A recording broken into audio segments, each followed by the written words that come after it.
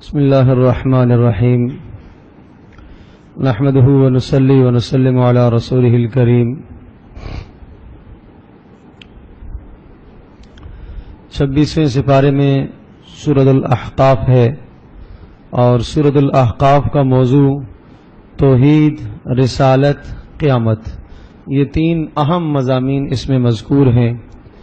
اور چنانچہ دوسرے رکوع میں کافروں کا فرمانوں کا ایک جملہ نقل کیا گیا کہ کافر لوگ رسول اکرم صلی اللہ علیہ وسلم کے زمانے میں جو مشرک اور کافر تھے وہ غریب اور فقیر صحابہ کو دیکھ کر یوں کہتے تھے کہ اگر دین میں کوئی بہتری اور بھلائی ہوتی، اسلام میں کوئی بہتری اور بھلائی ہوتی تو یہ لوگ ہم سے سبقت نہ کرتے بلکہ ہم آگے ہوتے، اس لیے کہ ہر سبقت، ہر بھلائی اور ہر اچھائی کے کام میں ہم پیش ہوتے ہیں، تو اگر اس میں کوئی خیر ہوتی تو ہم بھی آگے ہوتے، اس میں تو کوئی بھلائی ہے ہی نہیں ہے۔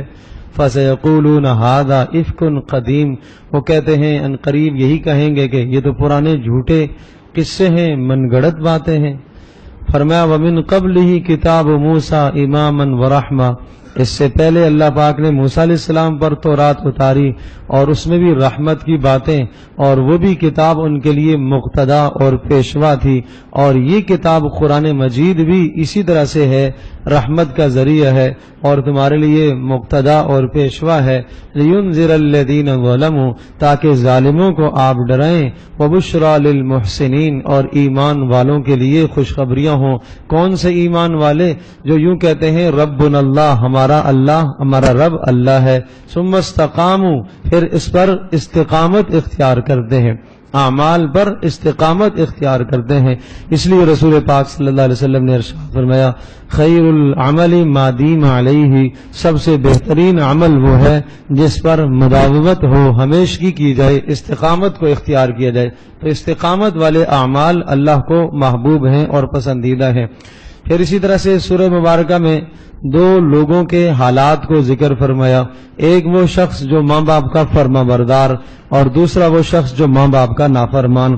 ماں باپ کا جو فرما بردار ہے اس کے معاملے میں یہ ذکر کیا وَوَصَّيْنَا الْإِنسَانَ بِوَالِدَيْهِ إِحْسَانًا، کہ ہم نے حکم دیا تھا کہ ماں باپ کے ساتھ حسن سلوک کرو، اور خاص طور پر ماں کے ساتھ، اس لیے کہ ماں نے آدمی کو مشقت در مشقت اٹھایا، پالا پوسا اور دودھ پلایا اور جنا، حتیٰ اذا بلغ اشدہ وبلغ 40 سنہ، یہاں تک کہ جو شخص فرما بردار ہوتا ہے وہ جب جوانی کو پہنچتا ہے اور بلوغ کے بعد پھر 40 سال کی عمر کو جب پہنچتا ہے، قالا، وہ یوں دعائیں کرتا ہے رب اوزعنی ان اشکر نعمتک التی انعمت علی وعلی والدی، اے اللہ مجھے توفیق دے میں ان نعمتوں کا شکر ادا کروں جو تو نے میرے اوپر کی ہیں اور میرے ماں باپ پر کی ہیں۔ اے اللہ مجھے اس بات کی توفیق دے کہ میں اعمال صالحہ کروں، ایسے اعمال صالحہ کے جن اعمال سے تو راضی ہوتا ہو۔ وَأَصْلِحْ لِي فِي ذُرِّيَّتِي، اے اللہ میری اولاد کو بھی نیک بنانا، انی تبت الیک وانی من المسلمین، میں اللہ پاک کی طرف ہوئی، اللہ تیری طرف رجوع کرنے والا ہوں اور میں فرما برداروں میں سے ہوں۔ یہ بیان ہے اس کا جو ماں باپ کا فرما بردار ہے، اور ہر اولاد کو ایسا ہی ہونا چاہیے اور یہ دعا کرنی چاہیے۔ کون سی دعا؟ رب اوزعنی ان اشکر نعمتک التی انعمت علی وعلی والدی، اے اللہ مجھے توفیق عطا فرما میں اس نعمت کا شکر ادا کروں جو تو نے میرے اوپر کی ہے اور میرے ماں باپ پر کی ہے، اور اے اللہ تو مجھے توفیق عطا فرما کہ میں نیک اعمال کروں جن اعمال سے تو راضی ہوتا ہو، اور اے اللہ مجھے میری اولاد کو بھی اچھا کر دے، اے اللہ میں تیری طرف رجوع کرنے والا ہوں اور میں فرما برداروں میں سے ہوں۔ پھر ایسے شخص کا انجام کیا ہے؟ اولئک الذین نتقبل عنہم احسن ما عملوا، اللہ پاک ان کے اعمال کو قبول کرتا ہے، ونتجاوز عن سیئاتہم فی اصحاب الجنہ، اور ان کے گناہوں سے اللہ پاک درگزر کر دیتا ہے۔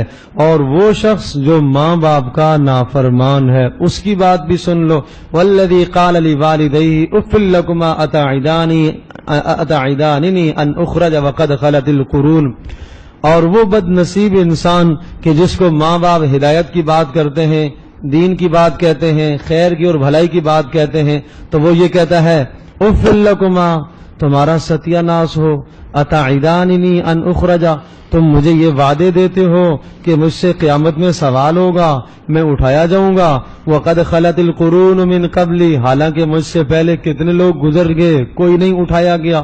وہما یستغیثان اللہ ویلک آمن، اور وہ دونوں ماں باپ فریاد کرتے ہیں، اللہ سے مانگتے ہیں اور یہ کہتے ہیں ویلک آمن، تیری ہلاکت ہو تو اللہ کی بات کو سن لے، مان لے، ہمارا فرما بردار بھی بن جا، اللہ کا فرما بردار بھی بن جا. ان وعد اللہ حق، اللہ کا وعدہ سچا ہے. لیکن وہ بیٹا یوں کہتا ہے ما ھذا الا اساطیر الاولین، یہ دین تو گزشتہ لوگوں کی کہانیاں ہیں. فرمایا اولئک الذین حق علیہم القول، ایسوں کے لیے پھر اللہ پاک کے عذاب ثابت ہو چکے ہیں. گزشتہ قوموں کے اندر بھی اس قسم کے لوگ تھے، اس امت کے اندر بھی اگر ایسے قسم کا کوئی فرد ہے، کوئی لوگ ہیں، کوئی جماعت ہیں، تو ایسوں کے لیے پھر اللہ کا عذاب ثابت ہے. وَاذْكُرْ أَخَا عَادٍ اِذْ أَنذَرَ قَوْمَهُ بِالْأَحْقَافِ، قوم عاد کا تذکرہ کیا کہ اللہ پاک نے ان کی طرف حضرت ہود علیہ السلام کو رسول بنا کر بھیجا، اور ہود علیہ السلام نے ان کو بہت سمجھایا، ڈرایا، لیکن ظالم جب نہ سمجھے تو اللہ پاک نے ان پر ایسی ہوا کو مسلط کیا تدمر کل شیء بامر ربها، جس نے ہر چیز کو تہ و بالا کر دیا اپنے پروردگار کے حکم سے. فاصبحوا لا يرى، صبح ہوئی تو یہ حال تھا، نہیں نظر آ رہے تھے ان کے مگر کھنڈرات ہی کھنڈرات، کوئی انسان نظر نہیں آیا. کذالک نجزی القوم المجرمین، اس طرح سے ہم مجرم قوموں کو ختم کیا کرتے ہیں. الذین کفروا وصدوا عن سبیل اللہ اضل اعمالہم، وہ لوگ جنہوں نے کفر کیا اور دوسروں کو حق بات سے روکتے ہیں. اضل اعمالہم، ان کے اعمال ضائع ہی ضائع ہیں، ان کے اعمال برباد ہیں. یہ اضلال، گمراہ کرنا انسان کے اپنے اعمال کو باطل کر دیتا ہے. والذین آمنوا وعملوا الصالحات وآمنوا بما نزل علی محمد، اور وہ لوگ جو ایمان لائے اور اعمال صالحہ کیے اور نبی صلی اللہ علیہ وسلم پر جو کچھ اتارا گیا اس سب کو مانتے رہے. کفر عنہم سیئاتہم، اللہ پاک ان کے گناہوں کو دھو دے گا. واصلح بالہم، اور اللہ پاک ان کے احوال کو اچھا کرے گا. یا ایھا الذین آمنوا ان تنصروا اللہ ینصرکم ویثبت اقدامکم، ایمان والو اگر تم اللہ کی مدد کرو گے تو اللہ پاک تمہاری مدد کرے گا. اللہ کی مدد کرنے سے مراد اگر تم اللہ کے دین کی مدد کرو گے اور اس کی نشر و اشاعت میں حصہ لو گے تو اللہ ینصرکم، اللہ پاک پھر تمہاری مدد کرے گا. وَيُثَبِّتْ أَقْدَامَكُمْ، اور اللہ پاک تمہارے قدموں کو کافروں کے مقابلے میں جمائے گا. ان اللہ یدخل الذین آمنوا وعملوا الصالحات، ہاں اللہ پاک ایمان والوں کو جنتوں میں داخل کرے گا. اور وہ لوگ جنہوں نے کفر کیا یتمتعون، وہ دنیا میں فائدہ حاصل کرتے ہیں. یاکلون کما تاکل الانعام، ایسے کھاتے ہیں جیسے جانور کھاتے ہیں. کیسے کھاتے ہیں؟ مطلب یہ کہ حلال حرام کی تمیز کیے بغیر کھاتے ہیں، ایسے کھاتے ہیں جیسے جانور کھاتے ہیں. ایک حدیث میں آیا ہے آپ علیہ السلام نے ارشاد فرمایا مومن ایک آنت سے کھاتا ہے، کافر 7 آنتوں سے کھاتا ہے. مومن ایک آنت سے کھاتا ہے، کافر 7 آنتوں سے کھاتا ہے. اشارہ اس بات کی طرف ہے کثرت طعام، کہ کافر بہت کھاتا ہے، اس لیے کہ نہ تو وہ بسم اللہ پڑھتا ہے، نہ وہ اللہ کا نام لیتا ہے، اور اس کا مقصد ہی دنیا کے اندر کھانا پینا ہے. مومن کا مقصد کھانا پینا نہیں ہے، اللہ کو راضی کرنا ہے. کھانا صرف اس لیے کھا رہا تاکہ اللہ کی بندگی کر سکے، تو اس لیے کھانے میں بھی انسان احتیاط کرے، قناعت سے کھانا کھائے. اتنا کھانا انسان حد سے تجاوز کھانے میں نہ کر جائے، یہ بھی اسراف میں شامل ہے.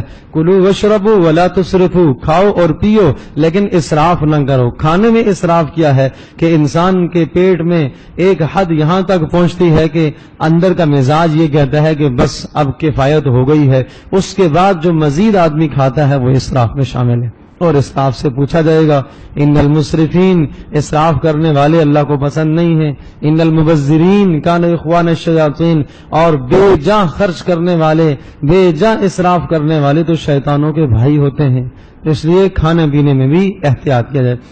علماء نے لکھا ہے، مفسرین نے، کلوا واشربوا ولا تسرفوا، اللہ پاک نے پوری طب کو اس اس لفظ میں جمع کر دیا، کھاؤ پیو اسراف نہ کرو۔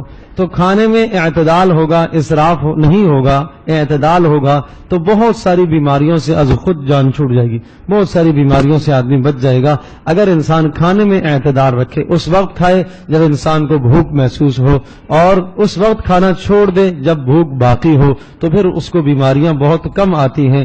تو اس لیے اعتدال میں بتایا۔ کافر فرمایا ایسا کھاتا ہے جس طرح سے جانور کھاتے ہیں، حلال حرام کی تمیز کیے بغیر حد سے تجاوز کر کے کھاتا ہے۔ افمن کان مثل الجنت التي وعد المتقون، فرمایا جنت والوں کے لیے اللہ پاک نے نہروں کے وعدے فرمائے ہیں، فیہا انہار من ماء غیر آسن، ایک نہر ایسے پانی کی جو خراب نہیں ہونے والا، ایک نہر ایسے دودھ کی کہ جس کا ذائقہ نہ بدلے، ایک نہر ایسے شراب کی کہ جو پینے والوں کے لیے لذیذ، اور ایک نہر ایسے شہد کی جو صاف اور شفاف ہے۔ یہ اللہ نے ہر جنتی کو 4 نہریں عطا فرمائی ہیں۔ فرمایا کیا یہ شخص جس کو 4 نہریں ملیں گی، اور وہ جو جہنم میں ہوگا اور اس کو کیا پلایا جائے گا؟ سقوا ماء حمیما، جس کو کھولتا ہوا پانی پلایا جائے گا، وقت فقط امعاءہم، اور اس کی آنتڑیوں کو کاٹ کے باہر پھینک دے گا۔ کیا یہ دونوں برابر ہو سکتے ہیں؟ یقیناً یہ دونوں برابر نہیں ہو سکتے۔ اس کے بعد انا فتحنا لک فتحا مبینا، سورہ فتح کے اندر اللہ تبارک تعالی نے حضرت صلی اللہ علیہ وسلم کو خوشخبری سنائی، اس لیے آپ فرمایا کرتے تھے کہ یہ صورت ایسی ہے کہ دنیا اور دنیا کے اندر جو کچھ ہے اس سب سے زیادہ مجھے محبوب ہے، سب سے زیادہ مجھے محبوب۔ آپ کو یہ خوشخبری سنائی گئی کہ اللہ پاک آپ کو غالب کرے گا، آپ کے دین کو غالب کرے گا، اور اب آپ کا دین پوری دنیا کے اندر عام ہوگا، پھیلے گا۔ فتح صلح حدیبیہ کے موقع پر ان آیات بینات کو اللہ پاک نے نازل فرمایا، اور کچھ منافقوں کے احوال بھی ذکر فرمائے، اور پھر وہ صحابہ جان نثاران رسول جو نبی صلی اللہ علیہ وسلم پر اپنی جان کو نچھاور کرنے والے تھے، حضرت صلی اللہ علیہ وسلم کے ساتھ تھے، ان کا تذکرہ فرمایا، اور ان کی کامیابی اور اللہ پاک کی جانب سے ان کو جو رضامندی ملی ہے اس کو ذکر فرمایا۔ یا ایھا الذین آمنوا لا تقدموا بین یدی اللہ ورسولہ واتقوا اللہ، سورۃ الحجرات میں معاشرتی اصول کو ذکر فرمایا، اور بہت اہم معاشرتی زندگی کے اصول اور ضابطے ہیں۔ پہلا اصول، لا تقدموا بین یدی اللہ ورسولہ، اللہ اور اس کے رسول کے سامنے پیش قدمی نہ کرو۔ جب اللہ کا حکم آ جائے، اللہ کے نبی کا حکم آ جائے، اپنے اختیار کو نہ چلاؤ، یہ معنی ہے اللہ اور اس کے رسول کے سامنے پیش قدمی نہ کرو۔ دوسرا، لا ترفعوا اصواتکم فوق صوت النبی، نبی کی آواز سے اپنی آواز کو اونچا نہ کرو۔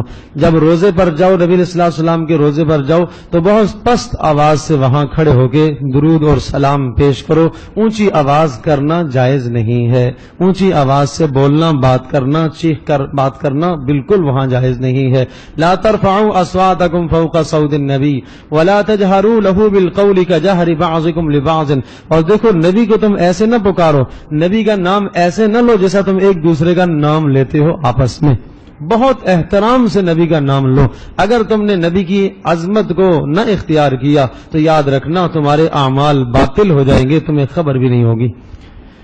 تو توہین رسالت سے انسان کے اعمال سارے برباد ہو جاتے ہیں، توہین رسالت سے آدمی کے اعمال برباد ہو جاتے ہیں۔ میرے عزیز دوستوں اور بزرگوں، یاد رکھیے گا توہین رسالت کی کئی صورتیں ہیں۔ ایک تو براہ راست رسول پاک صلی اللہ علیہ وسلم کی شان میں کوئی شخص گستاخی کرتا ہے اور حضرت صلی اللہ علیہ وسلم کی ذات گرامی کو ہدف بناتا ہے، یقیناً وہ تو دار اسلام سے خارج ہے۔ جو نبی صلی اللہ علیہ وسلم کی ذات گرامی میں گستاخی کرتا ہے، برے جملے کہتا ہے، جیسے آئے دن ہم سنتے رہتے ہیں، یہودیوں اور نصرانیوں کی طرف سے اس قسم کی باتیں آتی رہتی ہیں۔ دوسرا، رسول پاک صلی اللہ علیہ وسلم کی کسی سنت کا مذاق اڑانا، یہ بھی توہین رسالت کے زمرے میں آتا ہے، اور یہ بسا اوقات انسان کے ایمان کو خطرہ لاحق ہوتا ہے کہ آدمی کسی سنت کا مذاق اڑائے۔ معمولی سی بھی سنت ہے، اس کا مذاق اڑانا جائز نہیں ہے۔ ایک آدمی سنت پر عمل نہیں کرتا، داڑھی ہے واجب کے درجے میں ہے، نہیں رکھے گا گناہگار ہوگا، لیکن ایک شخص داڑھی کا مذاق اڑاتا ہے۔ ٹخنے ہمیشہ اوپر ہونے چاہیے، شلوار کے ٹخنے اوپر، مطلب ہے کہ ٹخنے ننگے ہونے چاہیے اور شلوار نیچے نہ ہو۔ اب یہ سنت عمل ہے، نیچے رکھنا گناہ کبیرہ ہے، ٹخنوں کا چھپانا مرد کے لیے گناہ کبیرہ ہے۔ ایک آدمی اگر اس کا مذاق اڑاتا ہے، استہزاء کرتا ہے، تو خطرہ ہے کہ وہ ایمان سے ہاتھ دھو بیٹھے، ایمان سے نکل جائے۔ اسی طرح سے ہاتھ دھو کر کھانا کھانا سنت ہے، اگر نہیں کھائے گا تو ٹھیک ہے، سنت چھوڑا ہے، فرض نہیں ہے، لیکن ثواب کی بات ہے، اجر کی بات ہے. لیکن ایک شخص اس کا مذاق اڑاتا ہے، استہزاء کرتا ہے، تو سخت بات ہے. نبی علیہ السلام کے سامنے ایک شخص کو آپ نے دیکھا کہ وہ الٹے ہاتھ سے کھانا کھا رہا، تو حضرت صلی اللہ علیہ وسلم نے ارشاد فرمایا سیدھے ہاتھ سے کھاؤ. تو انہوں نے ازرو تکبر کہا کہ میں سیدھے ہاتھ سے نہیں کھا سکتا. تو آپ نے فرمایا اللہ کرے تو نہ کھا سکے، اس کا ہاتھ شل ہو گیا. تو محدثین نے لکھا ہے کہ اس کا ہاتھ جو شل ہو گیا، نبی علیہ السلام نے کیوں بددعائیہ کلمہ کہا؟ آپ علیہ السلام نے بددعائیہ کلمہ اس لیے کہا کہ آخرت کے عذاب سے اس کو بچا لیا. اگر یہ نہ کہتے اور یہ دنیا میں اس کو سزا نہ دی جاتی تو ہمیشہ ہمیشہ اس کو عذاب لاحق ہوتا. تو اس لیے توہین سے آدمی بچے. یہ بھی توہین رسالت کے زمرے میں آتا ہے کہ جو نبی علیہ السلام کی سنتوں کا مذاق اڑاتا ہے. ان الذين يغضون اصواتهم عند رسول اللہ، نبی کے پاس یعنی روزے کے پاس جا کر آوازوں کو جو لوگ پست کرتے ہیں اور آہستہ بولتے ہیں، آداب کا خیال رکھتے ہیں، فرمایا ان کے دلوں میں تقوی بھرا ہوا ہے، یہ متقی لوگ ہیں. حضرت مولانا مفتی شفیع رحمۃ اللہ علیہ نے آیات کے ذیل میں لکھا ہے کہ اب ایک معلم، ایک مربی، ایک استاذ، ایک عالم دین کے بھی یہ آداب ہیں. گو کہ نبی علیہ الصلوۃ والسلام کی مجلس میں ان چیزوں کی رعایت رکھنا فرض اور واجب کے درجے میں، لیکن عام آدمی جو نبی کا جان نشین ہے، نبی پاک صلی اللہ تعالی علیہ وسلم کے دین کو پھیلانے کی محنت اور کوشش کر رہا، اس کے ساتھ ان آداب کا خیال رکھنا مستحب کے درجے میں ہے اور رکھنا چاہیے. ان الذين ينادونك من وراء الحجرات اكثرهم لا يعقلون، فرمایا کہ وہ لوگ جو حجروں کے پیچھے سے نبی کو پکارتے ہیں وہ سمجھ نہیں رکھتے. انہیں یہ چاہیے، معلم اور استاذ اور مربی کا ادب یہ ہے کہ انتظار کرو، جب وہ اپنی ضرورت سے باہر نکلے تو پھر جو بات کہنی ہے وہ کہو. نبی علیہ السلام کے پاس کوئی لوگ آئے اور باہر کھڑے ہو کے کہنے لگے اخرج لینا یا محمد، اے محمد باہر آؤ، ہمیں آپ سے کوئی بات کرنی ہے، کوئی چیز پوچھنی ہے. تو اس پر اللہ پاک نے آیت اتاری، تھوڑا سا صبر کر لو بھائی. نبی صلی اللہ علیہ وسلم کو آرام اگر کر رہے ہیں تو آرام کرنے دو، جب اپنی ضرورت سے باہر نکلیں گے تو پھر بات کر لینا. یا ایھا الذین آمنوا ان جاءکم فاسق بنبأ فتبینوا، تیسرا اصول یہ ذکر فرمایا کہ اگر تمہارے پاس کوئی ایسا شخص خبر لے کے آتا ہے جو غیر معتبر آدمی ہے تو اس کی تحقیق کیا کرو، بلا تحقیق اس پر عمل نہ کیا کرو. اگر بلا تحقیق اس پر عمل کرو گے تو تمہیں شرمندگی اور ندامت ہوگی.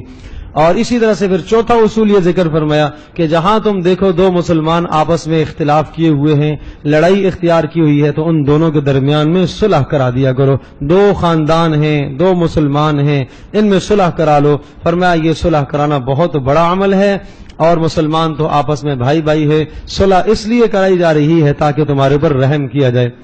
پانچواں اصول یہ ذکر فرمایا لا يسخر قوم من قوم عسى ان يكونوا خيرا منهم، کوئی قوم کسی قوم کا مذاق نہ اڑائے. ممکن ہے جو مذاق اڑانے والے ہیں وہ زیادہ بہتر نہ ہوں، جن کی مذاق اڑایا جا رہا ہے وہ اللہ کے نزدیک زیادہ محبوب ہوں. کوئی عورت کسی عورت کا مذاق نہ اڑائے، ممکن ہے جس کا مذاق اڑایا جا رہا وہ اللہ کے نزدیک زیادہ بہتر ہے. اسی طرح سے ولا تلمزوا انفسکم، ایک دوسرے کو تانے نہ دیا کرو، لمز نہ کرو. تانے دینا بہت بدترین عمل ہے. ولا تنابذوا بالالقاب، برے ناموں سے یاد نہ کرو، برے ناموں سے یاد کرنے سے نفرت پیدا ہوتی ہے. حضرت رضی اللہ تعالی فرمایا کرتے تھے محبت بڑھانے کے اسباب ہیں سلام میں پہل کرنا اور مخاطب کو اچھے نام سے پکارنا اور آنے والے کے لیے مجلس میں جگہ چھوڑنا، یہ محبت بڑھانے کے اسباب ہیں. اس لیے فرمایا ولا تنابذوا بالالقاب، برے نام سے یاد نہ کرو. بئس الاسم الفسوق بعد الایمان، ایمان لانے کے بعد یہ تو بہت بدترین اور برے گناہ ہیں. کیا کیا؟ مسلمان کا مذاق اڑانا، مسلمان کو تانے دینا اور مسلمان کو برے نام سے پکارنا. جو نام اس کے ماں باپ نے رکھا ہے اچھا نام، اس نام سے پکارو، نام نہ بگاڑو. یہ بہت بری عادت ہے، بہت بری عادت ہے. بس اوقات نام گھر سے بگڑتا ہے اور پھر وہ بگڑتے بگڑتے وہ پورے معاشرے میں اسی برے نام سے، اسی غلط نام سے اس کو لوگ پکارتے ہیں، اسی نام سے جانتے ہیں. وہ بیچارہ بعد میں مجبور ہو کر اپنا نام بتاتا ہے اور فلاں. اب اور فلاں کا مطلب کیا ہے کہ وہ تو اسی غلط نام سے پہچانا جاتا ہے. تو اس لیے اچھے نام سے پکارا کرو، یہ غلط بات ہے. یا ایھا الذین آمنوا اجتنبوا کثیرا من الظن، بدگمانی سے اپنے آپ کو بچاؤ، مسلمانوں کے معاملے میں بدگمان نہ ہوا کرو، ان بعض الظن اثم، بدگمانی تو گناہ ہوتا ہے، بڑا گناہ ہوتا ہے، ولا تجسسوا، کسی کی ٹوہ میں نہ پڑا کرو، مسلمانوں کی ٹوہ میں کیوں پڑتے ہو، تجسس کیوں کرتے ہو، یہ کیا کرتا ہے، اس نے کیا کہا، اور اس کی باتوں کی حرف گیری کرنا، اور اسی طرح سے اس کی ٹوہ میں پڑنا، اس کے اعمال کو جانچنے کی کوشش کرنا، یہ کہاں جاتا ہے، کیا کرتا ہے، تو کسی کے خفیہ حالات کو معلوم کرنا، ٹوہ میں پڑنا، یہ تجسس کرنا، یہ بڑا بدترین جرم ہے۔ حدیث پاک میں آتا ہے، حضرت صلی اللہ علیہ وسلم نے ارشاد فرمایا، جو مسلمانوں کے عیوب کو اس طرح سے تلاش کرتا ہے، تجسس کرتا ہے، اللہ پاک اس کو گھر بیٹھے رسوا کرتا ہے، گھر بیٹھے اس کو رسوا کرتا ہے۔ یا معاشر المسلمین، اے مسلمانوں کی جماعتوں سنو، مسلمانوں کی جماعتوں اس بات کو سنو کہ مسلمانوں کے عیوب کے پیچھے نہ پڑا کرو، اور جو آدمی مسلمانوں کے عیوب کے پیچھے پڑتا ہے اللہ پاک اس کے عیب تلاش کرتا ہے، اور جس کے عیب اللہ پاک تلاش کرنے لگ جائے اللہ اس کو گھر بیٹھے رسوا کر دیتا ہے۔ وَلَا يَغْتَبْ بَعْضُكُمْ بَعْضًا، ایک اصول یہ بتایا، ایک دوسرے کی غیبت نہ کیا کرو، غیبت کرنا تو بڑا بدترین جرم، کیا جرم ہے، أَيُحِبُّ أَحَدُكُمْ أَن يَأْكُلَ لَحْمَ أَخِيهِ مَيْتًا، تم میں سے کوئی یہ چاہے گا کہ اپنے مردہ بھائی کا گوشت کھائے، غیبت کرنا تو مردہ بھائی کا گوشت کھانا ہے، بہت بدترین جرم ہے۔ خاص کر کے روزے کی حالت میں نبی پاک صلی اللہ تعالی علیہ وسلم کے سامنے دو عورتیں لائی گئیں اور ان کی طبیعت خراب ہو گئی، روزہ تھا اور انہیں قے آ رہی ہے، آپ علیہ السلام نے پیالہ منگوایا، حکم دیا اس میں قے کرو، ایک نے قے کی، گوشت کے لوتھڑے نکلتے، دوسری نے قے کی، اس میں بھی گوشت کے لوتھڑے نکلے، ٹکڑے نکلے، تو انہوں نے کہا اللہ کے رسول ہم نے تو صبح سحری میں گوشت کھایا ہی نہیں ہے، نہ رات کو کھایا نہ صبح کھایا، یہ کہاں سے آیا؟ تو کہا کسی مسلمان کا گوشت تم نے کھایا ہے، مطلب یہ کہ غیبت کی ہے، غیبت کی۔ اللہ پاک کبھی کبھی ایسے دکھاتا ہے۔ ایک سفر میں آپ علیہ السلام نے دیکھا ایک شخص جو ہے وہ غیبت کر رہا، دو آدمی آپس میں بیٹھے ہوئے کسی کی غیبت کر رہے تھے، تیسرے کی، تو آپ علیہ السلام نے کچھ بھی نہیں کہا، خاموشی سے گزر گئے، اور پھر آگے جب گئے تو ایک مردار گدھا پڑا ہوا نظر آیا، تعفن اور بدبو اس میں پھیلی ہوئی ہے۔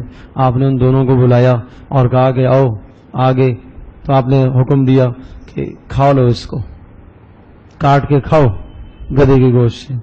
انہوں نے کہا اللہ کے رسول تو حرام ہے، مردار ہے، تعفن اور بدبو، اور آپ یہ حکم دے رہے ہیں۔ تو آپ نے ارشاد فرمایا تھوڑی دیر پہلے جو تم نے گوشت کھایا وہ کوئی حلال تھا؟ مطلب یہ جو غیبت کی تھی وہ کوئی حلال تھی؟ وہ بھی تو حرام ہے۔ جس اللہ نے اس گدھے کو حرام قرار دیا اسی اللہ نے غیبت بھی حرام قرار دیا۔ تو بھائی بچا کرو، بھائی احتیاط کیا کرو، اس سے احتیاط کیا کرو، اور جب دوسرے کو پتہ چل جائے کہ آپ نے اس کی غیبت کی ہے تو پھر حقوق العباد تک بات پہنچ جاتی ہے۔ اگر اس کو اطلاع نہیں ہے کہ آپ نے غیبت کی ہے، اس کو نہیں پتا، تو پھر کیا ہے، یہ حقوق اللہ ہے۔ اب اس میں کیا ہے، اس میں آپ توبہ کریں اللہ سے، اللہ معاف کر دے گا، اس کے لیے استغفار کریں، معاف ہو جائے گی بات۔ لیکن اگر اس کو اطلاع ہو گئی ہے کہ آپ نے اس کی غیبت کی تو اب حقوق العباد ہو گیا، اب اس وقت تک معافی نہیں ہے جب تک وہ خود نہ معاف کرے گا، اس لیے احتیاط کرنا چاہیے۔ یا ایھا الناس انا خلقناکم من ذکر وانثی وجعلناکم شعوبا، ایک اصول یہ ذکر فرمایا کہ اللہ پاک نے جو تمہارے خاندان بنائے ہیں، قبیلے بنائے ہیں، یہ اس لیے بنائے ہیں تاکہ تم ایک دوسرے کو پہچان سکو۔ یہ خاندان اور یہ قبیلے اور یہ قومیں برتری کی دلیل نہیں ہیں۔ ان اکرمکم عند اللہ اتقاکم، اللہ کے نزدیک سب سے زیادہ عزت والا وہ ہے جو متقی ہے۔ تقوی کی بنیاد ہے عزت، تقوی پر اللہ کے یہاں عزتیں ملتی ہیں۔ آخری اصول اس صورت کا یہ ذکر فرمایا کہ دین پر چلنے کی وجہ سے نہ نبی پر تم نے احسان کیا، نہ کسی اور پر احسان کیا، نہ کسی عالم پر احسان کیا، بلکہ اللہ کا احسان ہے کہ اللہ نے آپ کو دین پر چلنے کی توفیق دی ہے۔ کسی نے کوئی بھی عمل کیا، نماز پڑھی ہے تو کوئی اللہ پر احسان تھوڑا ہی کیا ہے، خرچ کیا ہے تو کوئی کسی پر احسان نہیں ہے، اپنے لیے کیا ہے، اپنی آخرت بنے گی، آخرت میں کام آئے گا۔ کچھ لوگ آئے آپ علیہ السلام کے پاس اور آ کر اپنے ایمان اور اسلام کا اظہار کرنے لگے، ارے بھائی ہم تو مسلمان ہو گئے ہیں اور ہم نے یہ کیا، ہم نے وہ کی۔ تو ارشاد فرمایا بھائی قل اتعلمون اللہ بدینکم، تم اللہ کو اپنا دین سمجھا رہے ہو کہ ہم ایمان لے آئے؟ اللہ کو نہیں پتا؟ اللہ تو آسمانوں زمینوں کی غیب اور باریکیاں جانتا ہے۔ یمنون علیک ان اسلموا، اے نبی آپ پر احسان جتلاتے ہیں کہ ہم مسلمان ہو گئے۔ قل کہہ دیجئے لا تمنوا علی اسلامکم، میرے اوپر اپنے اسلام کے احسان نہ دھرو، بلکہ بل اللہ یمن علیکم ان ہداکم للایمان، اللہ نے تمہارے اوپر احسان کیا کہ اللہ نے تمہیں ایمان کی توفیق دی ہے۔ قاف والقرآن المجید، یہ سورہ قاف اور سورہ زاریات دونوں میں آخرت کے مناظر ہیں، جہنم کے منظر، میدان محشر کی منظر کشی کی گئی ہے، اور انسان کے اعمال کے بارے میں بتایا گیا کہ ہر انسان کے ساتھ دو دو فرشتے ہیں، اس کے اعمال کو لکھ رہے ہیں، نیکیاں بھی لکھی جا رہی ہیں اور بدیاں بھی اور گناہ بھی لکھے جا رہے ہیں۔ اور سورت کے آخر میں پھر میدان محشر کی منظر کشی کی گئی ہے۔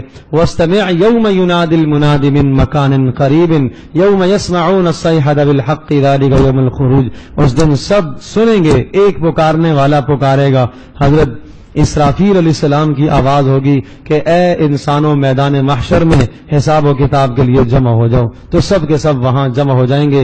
ارشاد فرمایا ذالک یوم الخروج، وہ دن ہوگا قبروں سے نکلنے کا، اور ہم نے ہی تمہیں مارا، موت دی، اور ہم دوبارہ پیدا کریں گے۔ یوم تشقق الارض عنہم سراعا، جس دن زمین اچانک پھٹے گی، ذالک حشر علینا یسیر، یہ دوبارہ اٹھانا یہ ہمارے لیے آسان ہے، کوئی مشکل نہیں ہے۔ اللہ پاک اس کا یقین ہمارے دل میں بٹھائے کہ ہمیں میدان محشر میں اللہ کے حضور پیش ہونا ہے۔ پھر سورۃ الزاریات میں قسمیں کھا کر کہا انما توعدون لصادق، جس چیز کا تم سے وعدہ کیا گیا وہ سچا ہے، وان الدین لواقع، اور اسی طرح سے حساب و کتاب کا دن آنے والا ہے، واقع ہونے والا ہے۔ پھر صحابہ کے فضائل ذکر فرمائے کانوا قلیلا من اللیل ما یہجعون وبالاسحار ہم یستغفرون، ساری راتوں کو اللہ کی بندگی کرتے تھے، بہت تھوڑا رات کو سوتے تھے، بہت تھوڑا سوتے تھے، اور صبح کو استغفار کرتے تھے، اور یہ کہتے تھے یا اللہ عبادت کا حق ادا نہیں ہوا۔ ایک خوبی تو یہ تھی راتوں کو بہت قلیل سوتے تھے اور صبح سحری کو استغفار کرتے تھے، اور کیا کہتے تھے اے اللہ عبادت کا حق ادا نہیں ہوا۔ اور تیسری خوبی وفی اموالہم حق للسائل والمحروم، کہ ان کے مالوں میں حق ہوتا تھا سوال کرنے والوں کے لیے بھی اور محروم کے لیے بھی۔ کیا مطلب؟ اگر کوئی سوالی آ جاتا تو اس کو خالی واپس نہیں لوٹاتے تھے، دیا کرتے تھے۔ اور دوسرا تلاش کرتے تھے مستحقین کو۔ محروم سے مراد کون؟ جو مستحق تو ہے لیکن مانگتا نہیں ہے، اپنی شرم و حیا کی وجہ سے، غیرت کی وجہ سے وہ سوال نہیں کرتا لیکن ہے مستحق، ایسوں کو تلاش کر کے وہ ان کے گھر میں پہنچاتے تھے۔ یہ صحابہ کی خوبی تھی۔ تو آج یہ خوبی بھی ہم اختیار کریں، اگر سائل کو دیتے ہیں سوالی کو بھی دینا اچھی بات ہے، مستحق آپ کو نظر آ رہا تو اسے دینا چاہیے، اور اگر مستحق نہیں ہے تو نہ دیں، پھر بھی تھوڑا کچھ نہ کچھ دے دیا جائے۔ ہم بدگمان ہو جاتے ہیں بہت جلدی، نہیں بھائی یہ تو فراڈی لگ رہا ہے۔ ایک ہوٹل میں آدمی بیٹھ کے کھانا کھاتا ہے اور دوست بھی ساتھ ہیں، اور 6,000 اور 8,000 اور 10,000 کا بل دے کے آ گیا، اور باہر نکلا ایک فقیر نے کہا ایک روٹی کے پیسے دے دو، اور اس کو آدمی کہتا ہے کہ بھائی جھوٹ بولتا ہے، تو بھائی جتنا وہاں دیا کچھ تھوڑا سا آدمی کچھ تو کر لے، کیا پتا کون کیا ہے، کیا پتا کون کیا ہے، نہیں معلوم اس کی کیا حالت ہے۔ ٹھیک ہے، عام طور پر ہمارے ہاں بے شمار ایسے پیشہ ور بھی ہوتے ہیں، لیکن کچھ نہ کچھ حسب استطاعت کچھ نہ کچھ اس کے ساتھ کر دیا جائے، کھانے کی کوئی چیز دے دی جائے، بس یہ سمجھو کہ ایک سائل آیا ہے، کوشش کرو کہ اسے خالی نہ واپس لوٹاؤ، کھانے کی کوئی شے دے دو، کیش نہیں دیتے ہو کھانے کی چیز دے دو، کچھ نہ کچھ دے دو۔ تو یہ صحابہ کا مزاج تھا کہ سائل کو بھی دیتے تھے، محروم کو بھی دیتے تھے، اور محروم سے مراد وہ آدمی ہے تو مستحق لیکن سوال نہیں کرتا۔ للفقراء الذين احصروا في سبيل الله لا يستطيعون ضربا في الارض يحسبهم الجاهل اغنياء من التعفف، ایسے فقیر کہا کہ کس کے اوپر خرچ کرے؟ تو اصحاب صفہ، وہ نبی صلی اللہ علیہ وسلم کے صحابہ جو دین سیکھنے کے لیے ہر وقت آپ کے پاس موجود رہتے تھے۔ یوں سمجھے آپ علیہ الصلوۃ والسلام کی مسجد میں اصحاب صفہ کا چبوترا وہ مدرسہ تھا، اور وہاں وہ دین سیکھ رہے، کبھی 70 کبھی 60 کبھی 80 کبھی 100 کبھی 200 ہو جاتے، اور جن سب کے جو ہے وہ بڑے جو ہے حضرت ابو ہریرہ تھے۔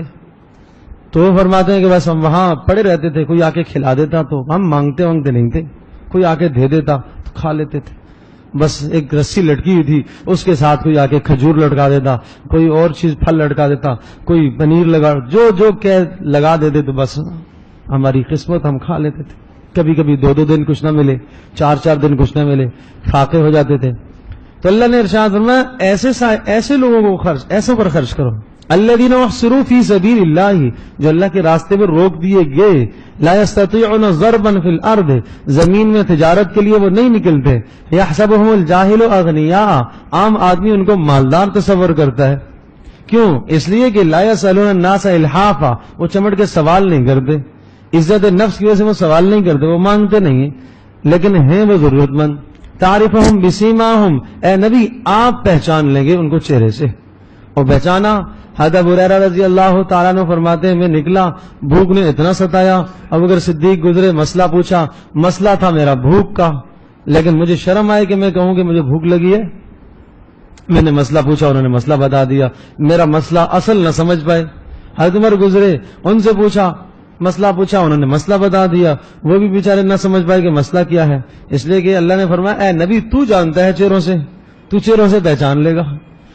تو نبی علیہ السلام آئے، کہا میرے ماں باپ ان پر قربان ہو جاؤں، اور میں نے مسئلہ پوچھا نبی علیہ السلام سے. ابو ہریرہ نے مسئلہ نہیں بتایا، کہا آ جاؤ میرے ساتھ.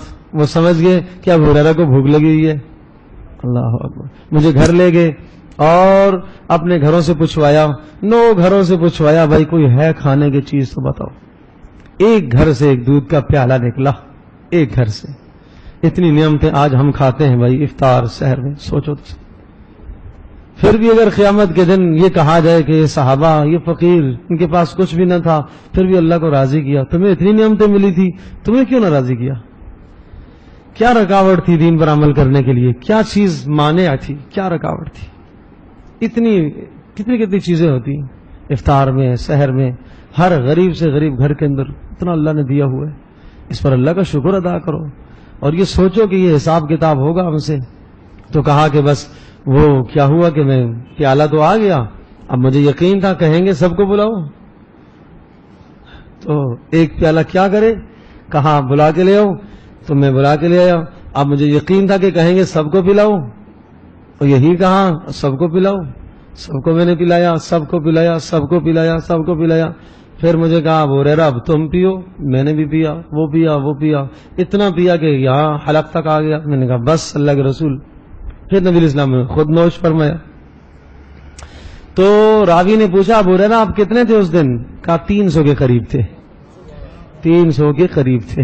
تو یہ نبی پاک صلی اللہ علیہ وسلم کا معجزہ تھا کہ ایک دودھ کا پیالہ، ایک برتن اتنے لوگوں پر کافی ہو گیا اور سب نے بھر بھر کے پیا، جی بھر کے پیا. تو اس لیے میرے عزیز دوستو اس زندگی کو سوچا کرو. نبی علیہ السلام کی زندگی، صحابہ کی زندگی، فقر و فاقے، تنگیاں، لیکن ان سب باتوں کے باوجود اللہ سے ان کی ایسی صلح تھی، ایسے خوش تھے، اس فقر میں بھی، اس غربت میں بھی اللہ سے خوش تھے. ایک دن ملتا تھا تو کھا کے شکر ادا کرتے تھے، ایک دن نہیں ملتا تھا تو صبر کرتے تھے. کہتے تھے بس ٹھیک ہے ہمارے لیے یہی صحیح ہے، ہم صبر بھی کریں گے، صبر پر بھی اجر، اور ملے گا تو کھائیں گے، تو شکر کریں گے تو شکر پر بھی اجر. دونوں حال میں خیر ہی خیر ہے. تو اس لیے اگر ہمارے اوپر کبھی حالات کی تنگی آ جائے، مشکل آ جائے، تو انسان اس کو آزمائش اور امتحان سمجھے اور یہ سمجھے کہ یہ صحابہ والے حالات آ گئے ہیں، برداشت کر لے تھوڑا سا. اور جب نعمتیں کھانے کی، پینے کی، قسم قسم کی نعمتیں سامنے آئیں تو اللہ کا شکر ادا کیا کرو. کھانے سے پہلے، کھانے کے بعد، ایک ایک لقمے پر یا واسع المغفرہ، یا واسع المغفرہ، اے مغفرت فرمانے والے. جو پڑھتا ہے اس کا حساب نہیں ہوتا. الحمدللہ الذی هو اشبعنا واروانا وانعم علینا وافضل، اس دعا کو جو پڑھتا ہے کھانے کے بعد اس کا حساب نہیں ہوتا. 3 دن نبی علیہ السلام بھوکے، کوئی شے کھانے کو نہیں ہے، اور مسجد میں آگے، اور تھوڑی دیر بعد ابوبکر صدیق آئے. کیسے آنا ہوا؟ اللہ کے رسول بھوک نے ستایا تھا اس لیے آگے. تھوڑی دیر بعد عمر بھی آگے. عمر کیسے آنا ہوا؟ اللہ کے رسول بھوک نے گھر سے چین میں نہیں بیٹھنے دیا اس لیے آگے. نبی اسلام نے ارشاد فرمایا میرا بھی یہی حال ہے. تینوں بزرگ چلے حضرت ابو ایوب انصاری کے گھر میں، ان کے باغ میں. اور ان کے باغ میں جب پہنچے تو وہ خود موجود نہ تھے، ان کی اہلیہ تھی. انہوں نے خیر بٹھایا. پھر ابو ایوب بھی آگے تھوڑی دیر کے بعد، اور حضرت ابو ایوب انصاری رضی اللہ تعالیٰ عنہ نے کھجوریں توڑی تازی تازی، کچھ کچی کچھ پکی، اور وہ کھجوریں لا کے سامنے رکھی، کھانے لگے۔ اور پھر ایک بکری کا بچہ چھوٹا سا وہ ذبح کیا اور گوشت بنوایا، پکوایا۔ پھر نبی علیہ الصلوۃ والسلام نے ایک روٹی پر کچھ گوشت کے ٹکڑے رکھے اور کہا یہ جاؤ فاطمہ کو دے کے آ جاؤ۔ 3 دن سے اس نے بھی کچھ نہیں کھایا ہے۔ تو یہ زندگیاں تھیں ان لوگوں کی، اس طرح سے زندگیاں گزار کے چلے گئے، لیکن ہیں کامیاب۔ حضرت فاطمہ رضی اللہ تعالیٰ عنہ جنت کی عورتوں کی سردار ہے، جنت کی عورتوں کی سردار، لیکن 3 دن فاقے ہیں گھر میں، پھر بھی اللہ سے خوش ہیں، پھر بھی اللہ سے خوش ہیں، کبھی گلہ نہیں آیا۔ یا اللہ، نبی کے گھر میں ہی تو نے پیدا کیا ہے، جنت کی عورتوں کا سردار بھی بنایا ہے، کھانے کو نہیں ملتا۔ اللہ اکبر، اللہ اکبر۔ تو سوچو تو صحیح، ان کے گھر میں بھی اتنے، اگر ان کو اللہ پاک کھلاتا تو اتنا کھلاتا کہ بے انتہا گھر سونے چاندی سے بھر دیے جاتے، لیکن یہ سب کچھ ہوتا تو امت کے لیے تسلی کیسے بنتی، فقیروں کے لیے، غریبوں کے لیے تسلیاں کیسی بنتی۔ تو اس لیے اللہ پاک نے ان کے گھروں میں اس طرح سے فاقے رکھے، اور آپ علیہ السلام فرمایا کرتے تھے اللہم اجعل قوت آل محمد رزق آل محمد قوتا، اے اللہ محمد کے گھر کا رزق بس تھوڑا رکھنا، تھوڑا رکھنا، وہ ساتھ کبھی نہیں مانگی، اے اللہ تھوڑا رکھنا، اتنا ہو بس گزارا چل سکے، گزارا چل سکے۔ اور پھر وہ کچی اور پکی کھجوریں کھاتے کھاتے کھاتے پھر کہا کہ دیکھو ان کھجوروں کا بھی حساب ہوگا، اور یہ آیت پڑھی ثم لتسألن یومئذ عن النعیم، پھر اس دن تم قیامت کے دن نعمتوں کے بارے میں پوچھے جاؤ گے، یہ نعمت بھی پوچھی جائے گی، 3 دن کے بعد ملا یہ بھی پوچھی جائے گی، یہ افطار کے وقت ٹھنڈا پانی، ٹھنڈا شربت میسر ہونا، ٹھنڈا پانی ملنا، یہ پوچھا جائے گا، یہ پھل فروٹ اور قسم قسم کی چیزیں یہ پوچھی جائیں گی بھائی۔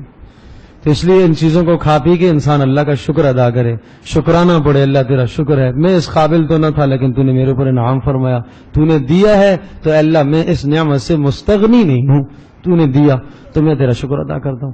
اللہ پاک ہم سب کے لیے عمل کرنا آسان فرمائے۔